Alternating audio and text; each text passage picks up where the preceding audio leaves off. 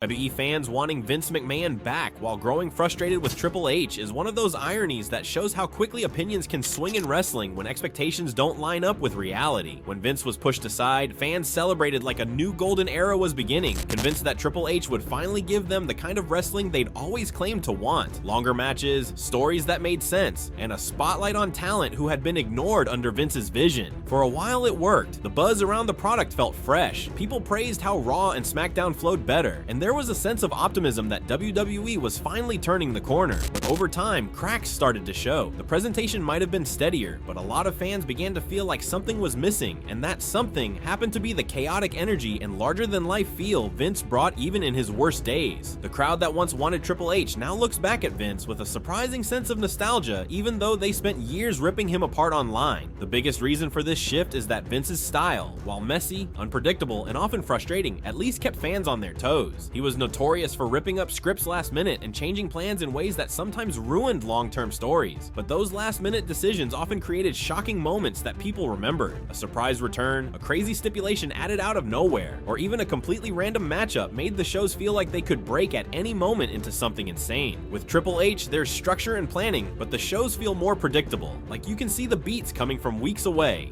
Wrestling thrives on unpredictability, and without it, some fans have started to feel like the shows are just long stretches of matches without the same spark. Even if Vince sometimes made stories nonsensical, there was a drama to it that's missing now.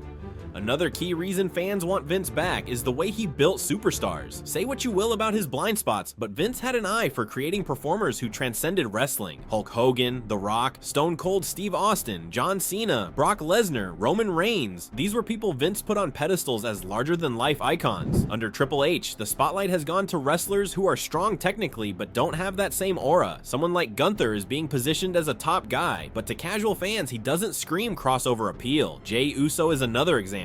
He's been given a lot of focus, but many fans don't see him as a believable main eventer when compared to the megastars Vince built. Fans who tune in for spectacle feel like Hunter's WWE is NXT scaled up, which works for hardcore fans, but misses the broader entertainment factor that Vince always leaned into. Wrestling isn't just about work rate, it's about characters people believe could headline stadiums. When fans feel like they're not getting that, they look back at Vince's obsession with star power as something they now miss. Triple H's approach to storytelling is also a problem for some fans. He prefers to stretch stories over months, sometimes even longer, trying to build slow burn rivalries. That's great in theory, but when the execution drags, it can kill momentum. Wrestling audiences today are conditioned to expect twists, turns, and swerves faster than ever, and when they don't get them, frustration grows. Under Vince, even if he rushed things or blew through feuds too quickly, at least fans felt like there was always something happening. Big reveals, heel turns, alliances. He overdid it, but it kept fans constantly engaged. Under Triple H, storylines sometimes stall in the middle, with weeks of repetitive promos and matches before anything actually develops. That creates a feeling that nothing is really moving, and in wrestling, stalling is often worse than rushing. Another layer to this is that nostalgia is powerful. Fans who once spent years criticizing Vince for stale booking and over-reliance on part-timers now find themselves rethinking those complaints. When he was there, they focused on everything they didn't like, but with him gone, they compare what they're seeing under Triple H to what they used to get under Vince, and suddenly Vince's flaws look less important than the spectacle he brought. People forget the endless rematches and the bizarre creative decisions because time has softened the memory. What they remember instead are the unforgettable moments, the shocking returns, the crazy storylines, the feeling that anything could happen at any time. Nostalgia always rewrites history, and in this case, Vince benefits from it because Hunter's vision doesn't give fans the adrenaline rush they used to get.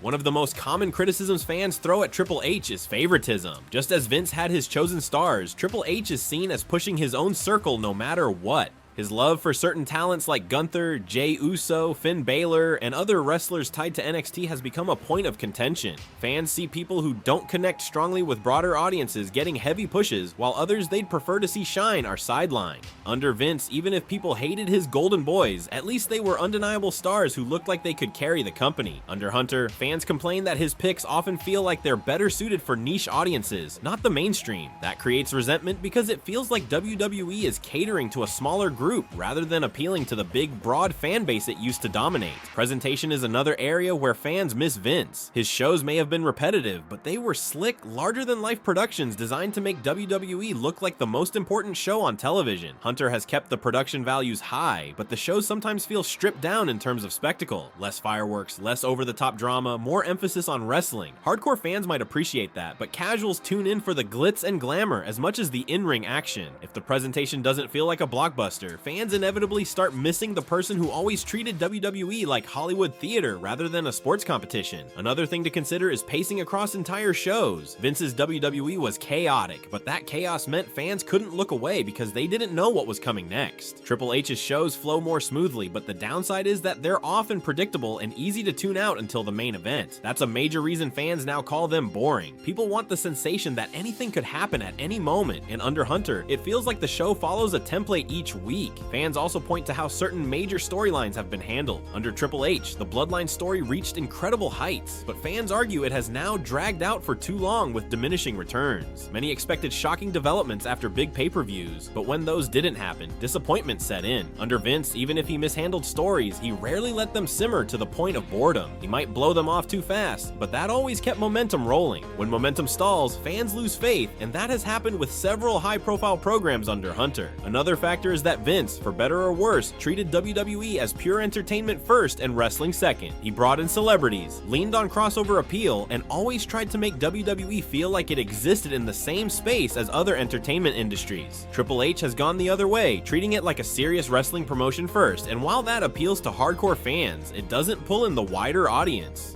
Fans who grew up on WWE being a larger-than-life spectacle suddenly feel like they're watching a slightly more polished indie show. They start missing Vince because he never let people forget that WWE was supposed to feel like the biggest circus in town. It also can't be ignored that some fans love controversy, and Vince was controversy personified. He might have made terrible decisions, but they always got people talking. Hunter is steadier, but that steadiness doesn't generate the same buzz. In wrestling, being talked about is half the battle, and when the shows don't give fans much to argue about, they turn their frustrations on management. Vince always gave them something to argue about, for better or worse. What's happening is less about fans truly loving Vince and more about them reacting to what they feel is a lack of excitement under Triple H. Wrestling fans are fickle, they romanticize what they don't have, and they exaggerate frustrations with what they do. Right now, Hunter is the one in charge, and his product feels too safe for some. That makes Vince's era, as flawed as it was, look more appealing in hindsight. Fans want the thrill of not knowing what's going to happen next, the kind of thrill Vince specialized in, even if it came with headaches. With Hunter, they feel like they can see the roadmap from miles away. A big aspect is the way Vince handled pay-per-views compared to Triple H. Vince often overloaded cards with spectacle, even if the matches themselves weren't technically the best. He prioritized moments that could be replayed in highlight packages for years. Brock Lesnar breaking The Undertaker's streak, John Cena returning unexpectedly, or a celebrity like Bad Bunny stealing the show. The shows felt like events rather than just a collection of matches. Under Triple H, premium live events have leaned more on match quality, with long bouts that satisfy hardcore viewers but don't always leave casual fans with that unforgettable "can you believe that happened" feeling. When fans walk away from a pay-per-view and can't remember a single shock, they begin to miss Vince's flair for dramatic punctuation. Character development is another sore spot. Vince loved gimmicks, sometimes to the point of absurdity, but his obsession with giving performers strong identities helped create memorable characters. Even mid-carders like The Godfather, Val Venis, or Goldust had personas that stuck with fans. Triple H has focused more on presenting wrestlers as athletes with subtle character traits rather than larger-than-life personalities. To the diehard wrestling crowd, that's fine, but to the broader WWE audience, it feels flat. Wrestling is theater as much as sport, and when wrestlers start feeling interchangeable, fans long for the days when Vince insisted on cartoonish exaggeration that etched people into memory. The women's division is also telling. Under Vince, fans complained about inconsistent booking and random pushes, but at least there was always drama. Surprise title changes, shock heel turns, or wild segments that got people talking. Triple H has made the women's division more technically competitive, but some fans argue it's become stale. The long title reigns, slow builds, and repetitive matchups leave fans frustrated. Vince's chaotic booking style, while frustrating in the moment, made the division feel unpredictable. Hunter's more methodical approach can sometimes come across as lifeless. Fans don't want equality if it means monotony. They want fire and spectacle. So the root of this shift is simple. Fans want chaos, spectacle, and megastars. Vince gave them that, even if it was inconsistent and messy. Triple H gives them steadiness, logic, and long-term planning, but it feels slower and less exciting. In wrestling, excitement usually trumps logic. That's why fans who once begged for Vince to be gone now find themselves wishing he'd come back, and why they're turning their frustrations on Triple H.